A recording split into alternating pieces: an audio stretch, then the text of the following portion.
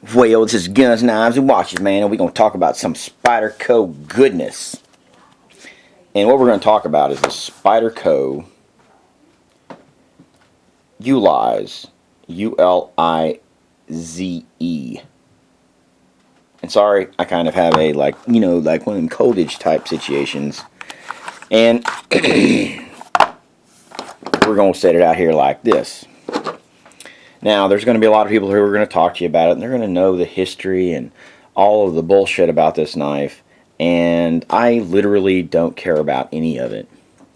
What I care about is this knife apparently is being discontinued or something, or blown out from Spyderco. It was designed for the German military. This means something to someone, not to me. It is a large knife. Let's compare it to the Endura G10. So we're talking about something that's more in the lines of the police. You'll see a lot of videos on YouTube that will compare it directly to the police. I think they're missing the point. They say it's basically a police with a different blade, and that may be the case, but there's enough different to make this knife worth buying. And there are things that I like about it that are much better to me in a self-defense arena. Back in the day, in the beginning of all of this tomfoolery, there was the OSS, or the Office of Strategic Services, and they all carried knives. Those particular knives did not resemble these knives, of course, but they were daggers and things like that, and they would use them for stabbing people in the neck. And their way of searching someone, if they wanted to search someone, the first thing they would do is kill them. I bring this to the point because people seem to believe that a lot of the knife arts and knife world are basically modern or martial arts or something like that. And they don't realize that it goes back, as far as this country, back to World War II. And even before that.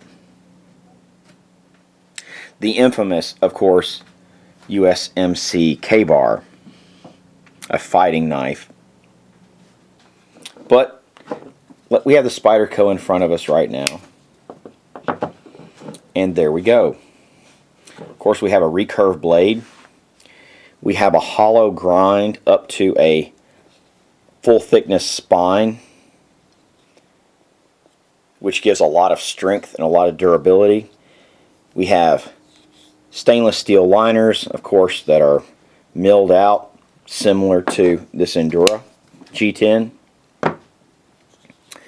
We have a little bit longer handle. Don't know how long it is, but it's a little bit longer. And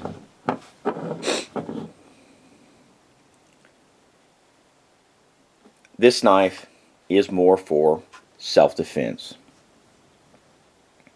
Why do I say that? Because of the thickness of the blade, full thickness all the way up to the end, where the Endura full flat ground, of course, goes much thinner and is a slight taper, where we go full thickness all the way out to a point, and then of course you can see that hollow grind there. It has the recurve blade, which of course bites into whatever it is cutting. The handle on the Ulize, and I know I'm not pronouncing that correctly, but that's probably the way the majority of people pronounce it, is arced much more than on the Endura or the Police. It has more of a guard And of course, there's a word for that right now. I don't know and don't really care. Keeping your hand, if you were in a stabbing motion, from going up onto the blade, which I like that. Of course, I'm going to use the hammer grip, and I'm not going to utilize that concave. You may not be able to pick that up on film, but it actually goes kind of concave across there, as though if you were going to use it like this.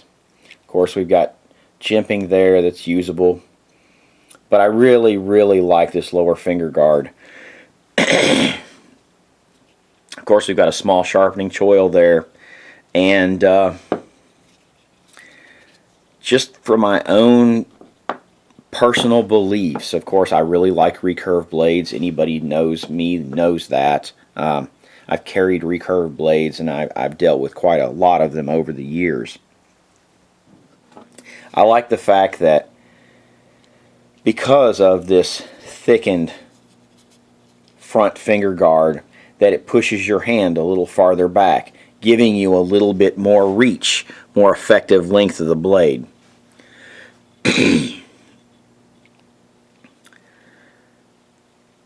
Is it perfectly fit for my hand? No, it's a little small, okay? And that's just a preference thing. But if you compare it to the Endura, you can see that the Endura is a little bit thicker here than this one. This is a little bit thinner, a little bit more petite. No, it's not more petite, but it is thinner. So it's taller and thinner. And that's just something you're going to have to think about. A lot of members of my family, though, have smaller hands. They're not going to use and my glove size is a size 10. Of course, this knife is made in Japan, in Seiki City. It's VG10 steel, and I really like the build quality of it. I've never had any problem much with their knives, the Spyderco knives that are made in Japan. I really like VG10 steel. Of course, it has fasteners that you can basically easily work with. But the one downfall of the knife,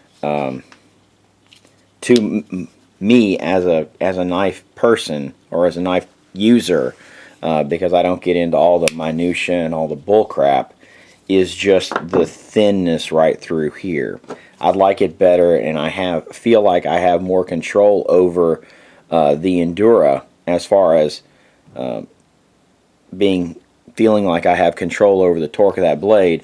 I know the blade, on this knife, just by its own engineering, is stronger, and we have to keep the weight down, we have to keep the size down, we have to do this, there, or the other.